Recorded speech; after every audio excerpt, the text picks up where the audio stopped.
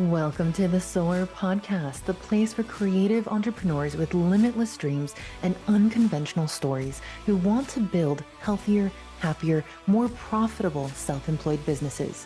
I'm your host, Ray Hyde Cornell. Get ready to soar. Welcome to the Soar Podcast. On today's episode, we have Noelle Morgan. Noelle, tell our listeners what it is you do. Hi, thank you for having me here, Ray. I am a global leadership coach. I'm based in the UK, and I work predominantly with female leaders. And when I say predominantly, I have coached men who actually fit my target audience. And I work with women who find themselves perhaps hiding in the shadows, and I help them speak up and show up with confidence. And it's very much my own personal journey. So when people ask me why I focus on women and why I've chosen this particular niche, is because it's been my own personal transformation journey.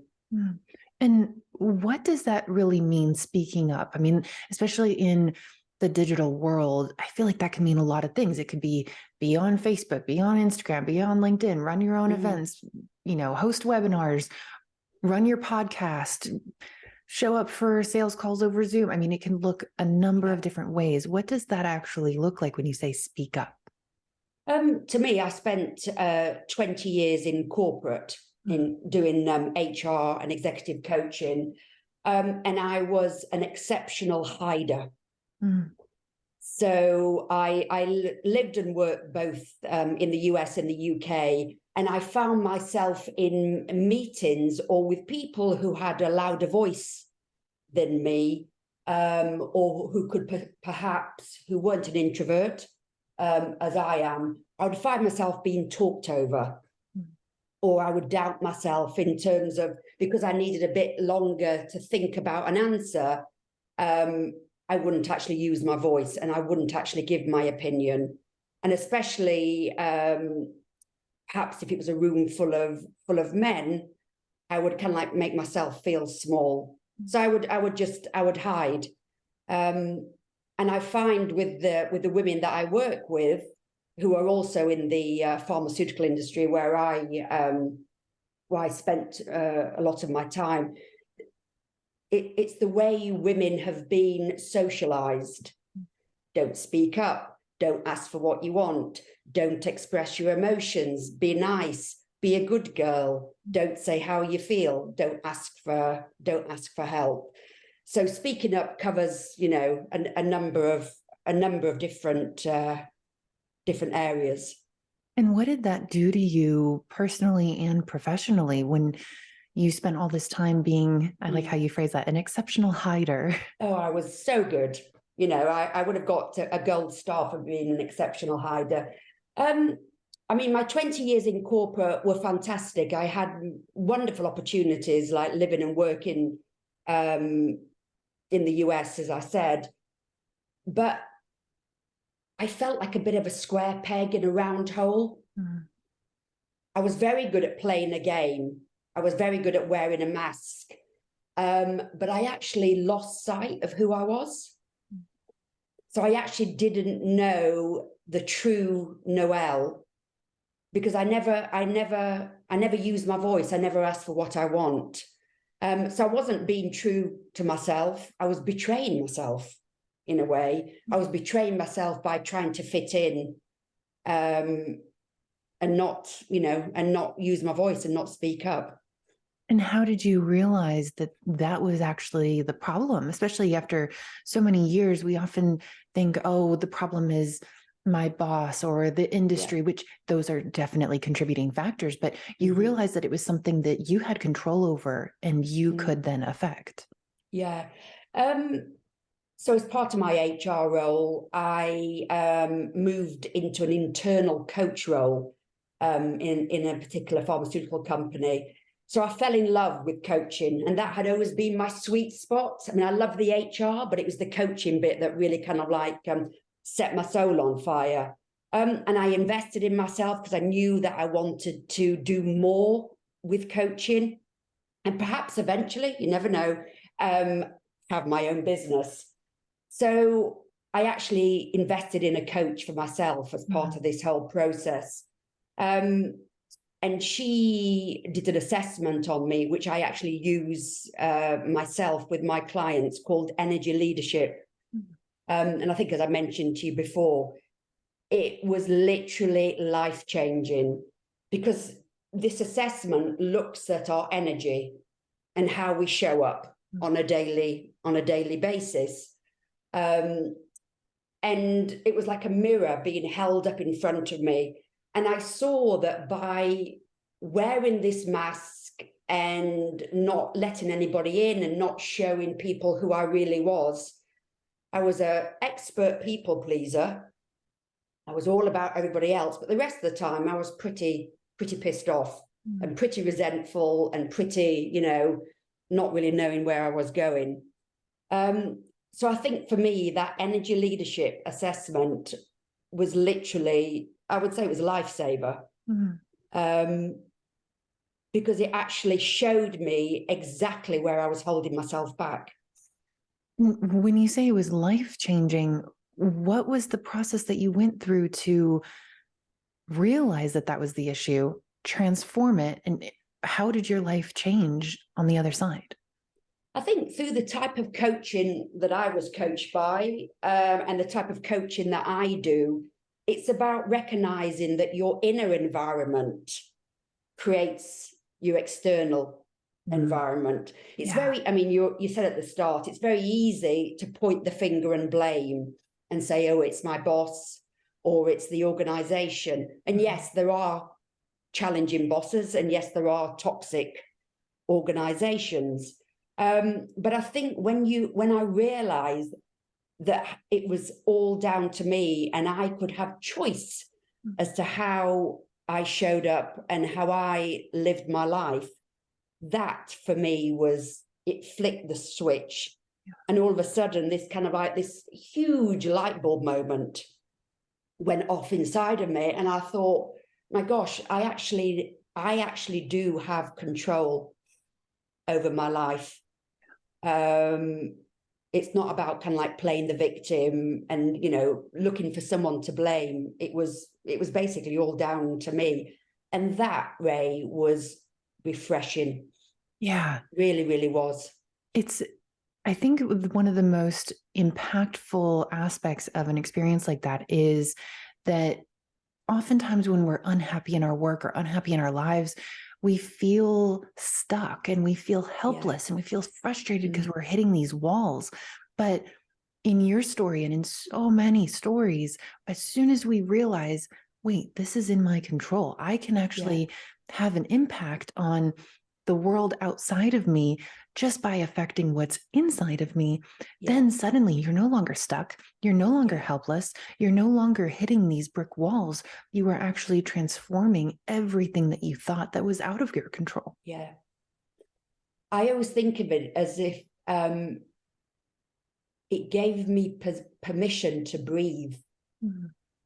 And even when I say that, it just goes right through me, because I think I'd felt, and I wasn't unhappy, don't get me wrong, I was living a great life.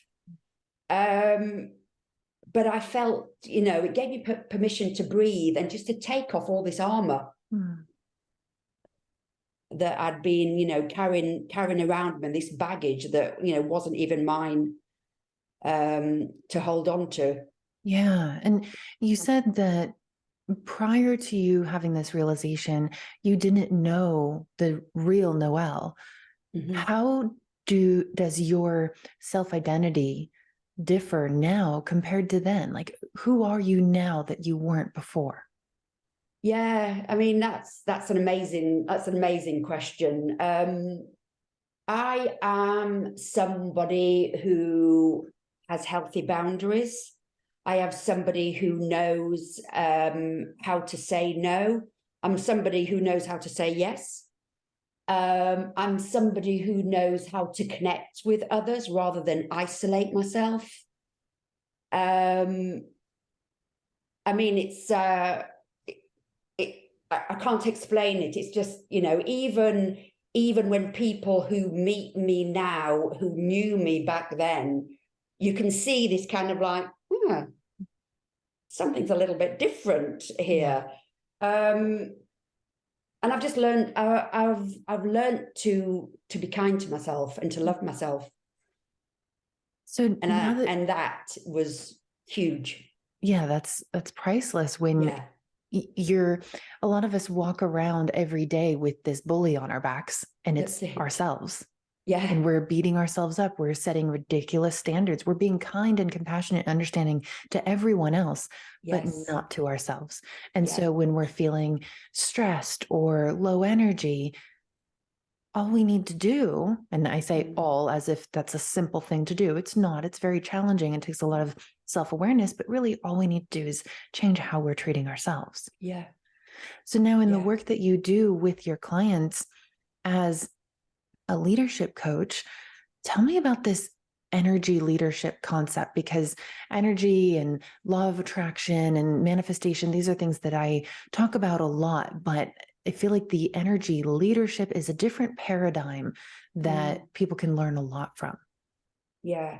I mean, I believe that everyone should do the assessment. And I do offer it as a standalone, as part of my coaching packages. So if you do one thing, do the energy leadership alone, and then you can take it wherever you want, because it's just amazing. I mean, energy, it's an attitudinal assessment. It takes 20 minutes to do. There's a list of questions. It's obviously online, and then you have a 90-minute debrief with me. And it basically captures how you perceive and approach your work and your life. Because energy is everything, isn't it? And it can, like, it influences everything that we do, and it's the lens through which we see the world. So if you're waking up as a leader and you're in a pissed off mood and you're in a bad mood, it's not only going to impact you, obviously, it's going to impact everyone around you. Yeah. But if if you're a leader who is kind of like very engaged and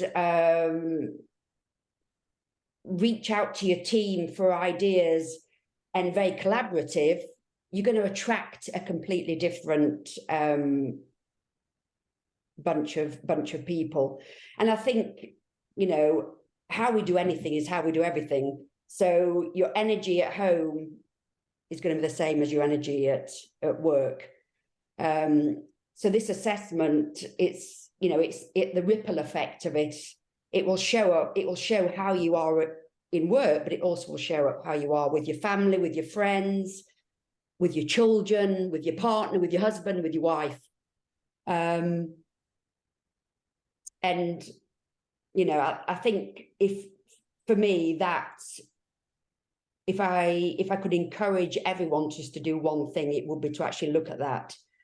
I mean, I'm gushing about it because it's just amazing. What are some of the changes you've seen in your clients who, once they get this assessment and they see it, on paper or on the digital screen, and they have this external validation of something that they were not internally aware of? Yeah. What are the changes that you see in your clients? Yeah. I mean, there's lots of different reactions as there was when I first saw my results. There was a bit of kind of like, oh shit, is that how I'm spending, my time when I'm under stress? Yeah. So there was a bit, and I see it in my clients, there's a bit of kind of like, no, that's a bit embarrassing, or that can't be right. So there's a bit of pushback. But I think as we go through the assessment, the self-awareness and the light bulb moments and the recognition that there's no good or bad energy. I mean, there's 7 levels of energy in this assessment, and each one of them, even the lower levels of energy, serve a purpose. So there are times when we need to, be apathetic and perhaps throw a pity party, because it's what we need at the moment. There are times when we need to fight and stick up for ourselves. So it's not about kind of, oh, I need to get out of these levels of energy as quickly as possible. It's about, you know, recognizing that all of them are valuable. And I think when I coach my clients that it's not about good or bad, it's about using it, how it can work for you in your best interests. I think the self-awareness is magical. Yeah. You can see it, you know, you can see the transformation as we go through the sessions, and they start to talk in energy, and they start to look at situations where previously they may have shown up and been all antagonistic, and now they, you know, came from a different perspective. Yeah. So it's just slowly watching kind of like the light in their eyes. That self-awareness piece is, in my opinion, 80% of the work, because unless you're aware of what you're doing, the patterns, and how those things are affecting the life that you're living, there's nothing that you can do to change it. But as soon as you are aware of it, you can't help but change it, because you start noticing yourself in the moment. Oh, that's a pattern. And then you have a choice. And you can either continue with that pattern, or you can change it a little or a lot. And it's almost effortless once you have the awareness. Something is going to improve. It's up to you how much energy you put into making those changes, but they're going to happen inevitably because of that awareness piece. Yeah. And you said one of my favorite words is kind of like choice, because every moment of every day we're at choice. Even when we do nothing, we're making a choice to stay there. So yes, self-awareness is the first step, but I always say to my clients, it's great to be self-aware. And now, as you said, we need some action if that is something that you're choosing to do, because being self-aware is the first step, but then we don't go anywhere. If we're constantly self-aware, but we still continue, you know, being a shit to our kids, or, you know, giving everything to everybody else, then nothing changes. Nothing changes if nothing changes. So it's all about choice. Exactly. And it's that action that's so important. So we are going to take a super short commercial break. And when we come back, I want to ask you about these action steps and how people can really start to embody confidence and speaking up. So we'll be right back. Hey, this is Ray. Ready to build a business that supports a life you love, a life you've always dreamed of? It's time to stop passively dealing with what's right in front of you and start deliberately designing your own future. That's exactly what we do in private business mentoring. You and I work together to create a completely custom to you business model that gives you everything you want and need while protecting you from stress and burnout. Ready to get started? Go to chironconsulting.us/mentoring to learn more. There you can also book a free call with me so we can start getting to know each other and see if mentoring is right for you. Plus, I love working with early stage entrepreneurs. That's why my mentoring packages are priced so low. I want you to soar. So don't worry about having to shell out thousands of dollars. Not here. Just go to chironconsulting.us/mentoring to learn more.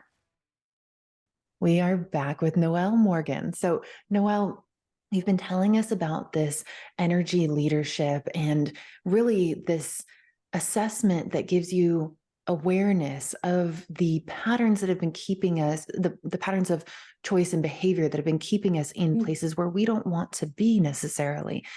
Now, once we have that awareness, what do we do? Because it sounds like there are a lot of different facets of this paradigm and this assessment.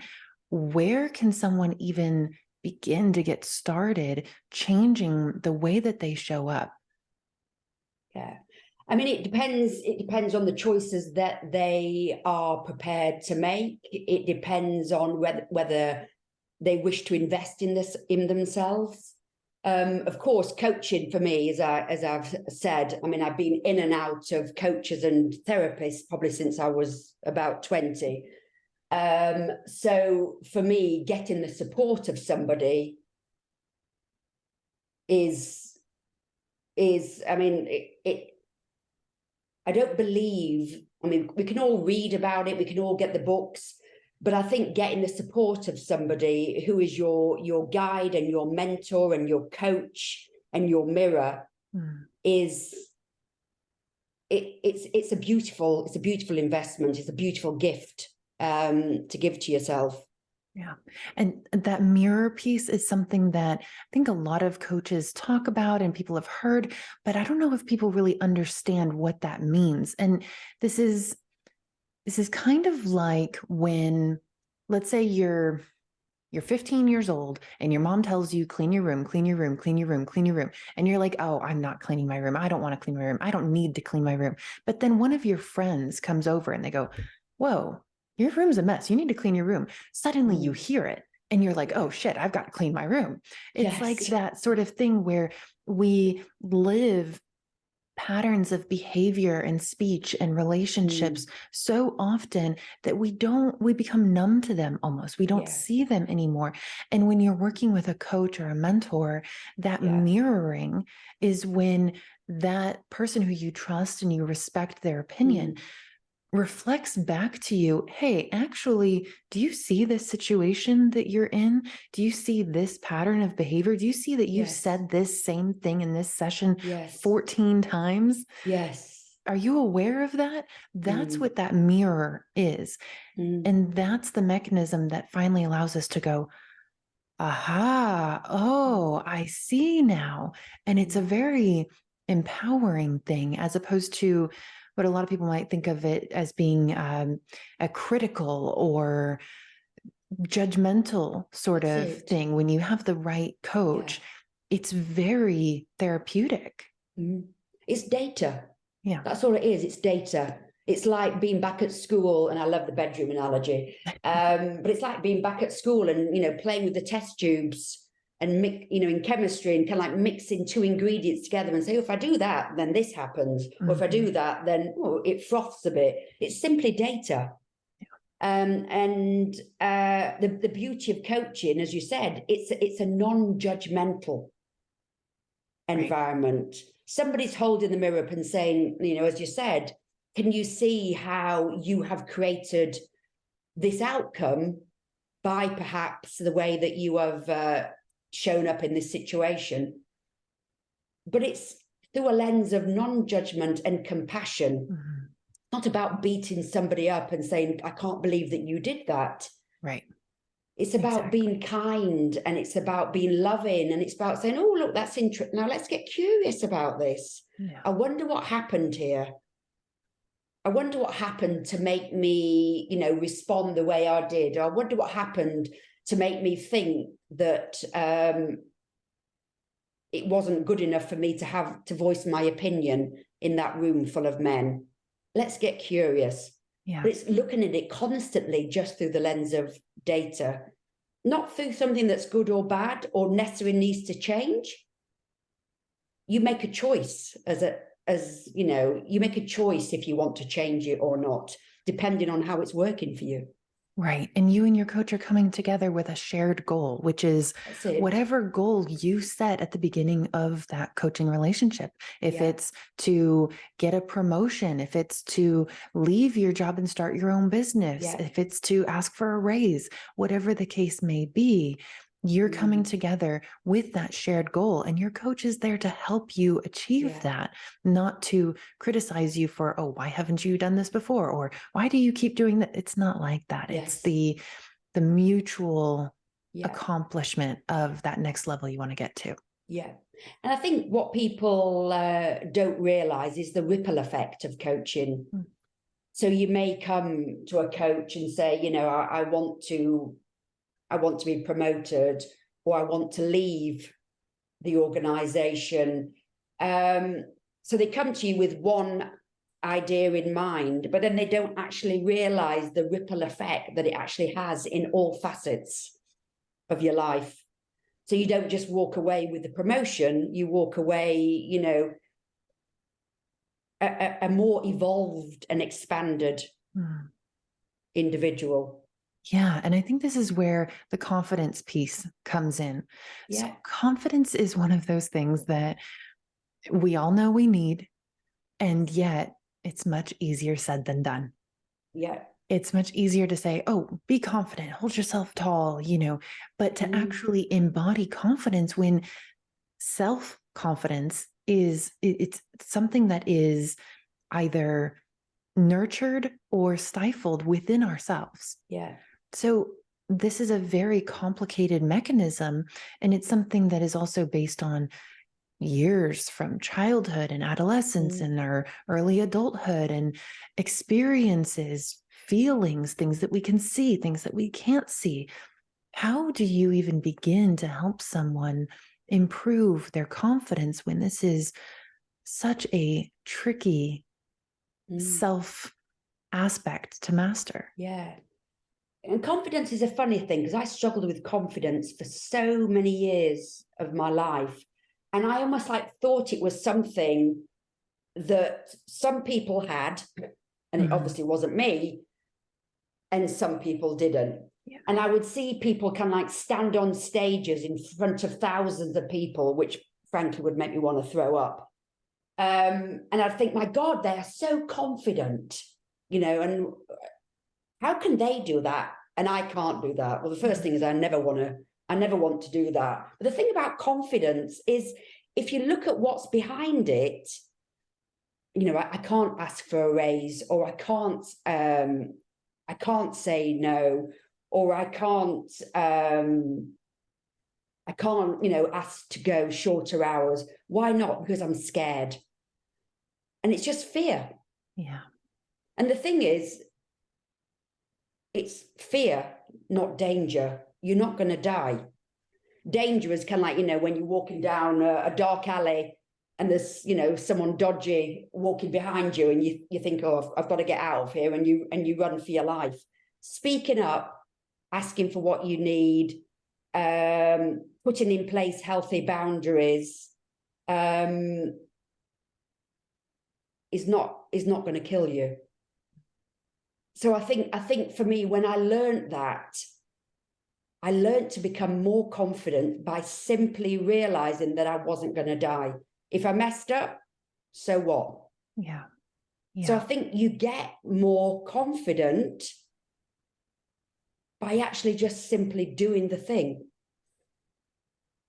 And once when I realized that, for me, and then, for my clients, everything falls into place. Because as soon as you take action on that thing that you've been, umming and ahhing about for however long, and saying, oh, I can't do it, and, I'm scared, then all the fear goes away. Yeah. So I think it's literally, for me, confidence is just, what are you actually scared of? Yeah. What's the worst thing that could happen if you say to your boss, actually, I don't agree with you? What's the worst thing that can happen if you say to your partner, actually, no, I don't want to go to the in-laws for Christmas? What's the worst thing that can happen? And I think a lot of it is just our fear inside, and also the stories that we make up. Because without data, we're very good at making up stories, aren't we? Yeah. So for me, confidence is just, no one's going to die, and just do the thing. Yeah. I think another big part of confidence is putting yourself first. So just in the examples that you just gave, what if I tell my boss that I don't agree with him or her? Well, if you lack confidence to do that, what you're telling yourself is that your boss's opinion is more important than yours. Yeah.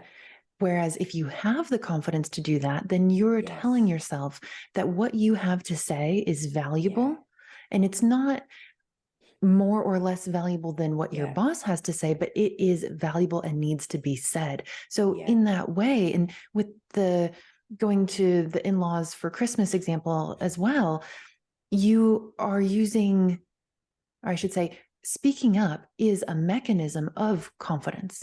If you have the confidence, then you end up speaking up for yourself and giving yourself more space in the world. Yeah.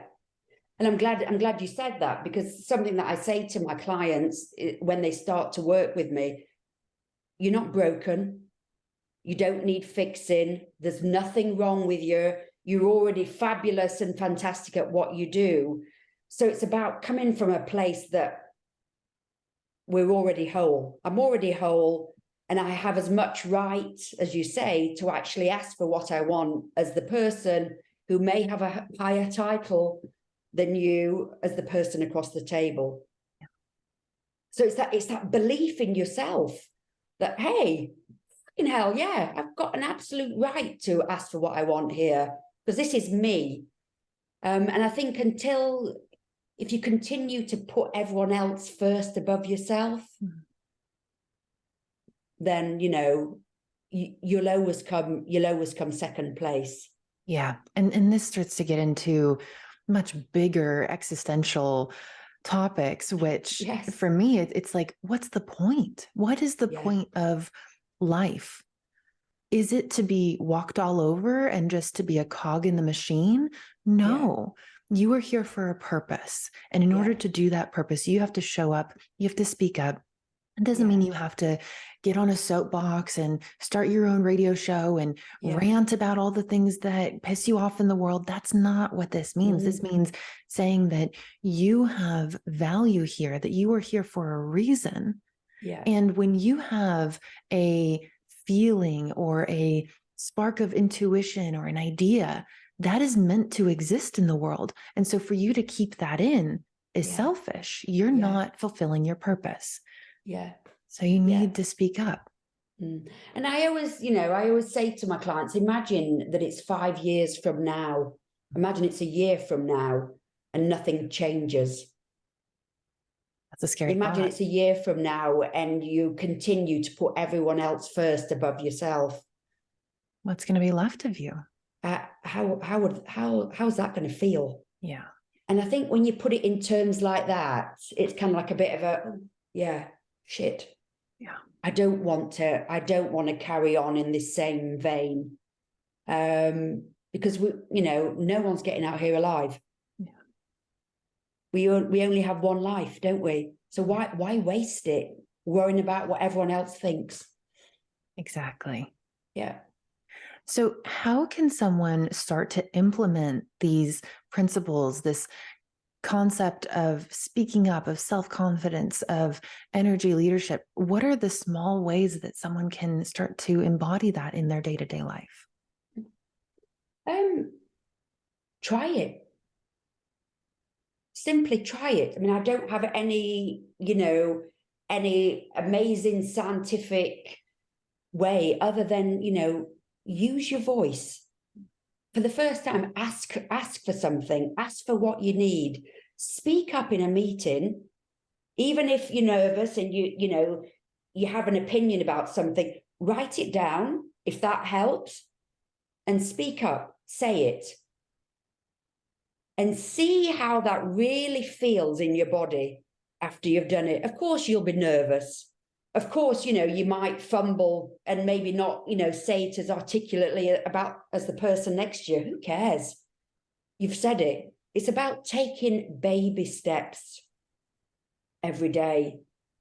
There's a wonderful quote, and I won't do it justice, but it's about not climbing the whole staircase, is it? It's about looking at the step in front of you and taking small steps day by day, and just, keep on moving forward. And also think about how are you feeling every day? If you think about, 80% of the time, where is your energy? Are you feeling in disempowering states, or are you feeling in, elevated, empowering states? Have a think about that. Because only you know how it's actually impacting. Only you know how it's really impacting your life. Yeah. Yeah. And is it dragging your energy down to not speak up? Yeah. Because often when we say what we feel, when we share an idea, we get this zing of energy. Wow. Somebody said it was good. That's a great point. And it's like, oh my God, I might do this again then. Yeah. Because we believe that we have nothing to say, but then we get this validation externally, and that helps with the confidence. Yeah. Maybe I'm not so stupid as I've been telling myself for the past 20 years. Right. Actually, I do have a good point. The world didn't burn down. Oh my God. Yeah. Everything is still here. Absolutely. The lights didn't go out. Yeah. So, Noelle, if people want to learn more about you, do this assessment, just learn from you even, where can they check you out and how can they connect with you? Please, yes. Come and find me on LinkedIn. That's where I spend a lot of my time.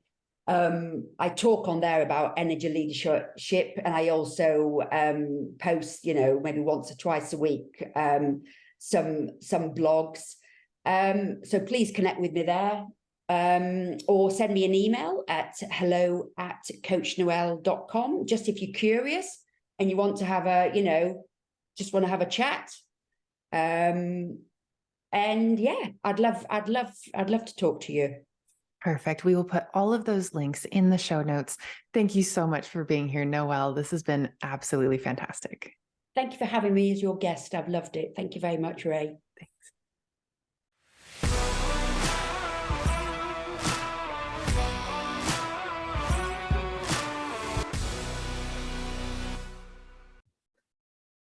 Hey, Ray here again. Thanks for listening.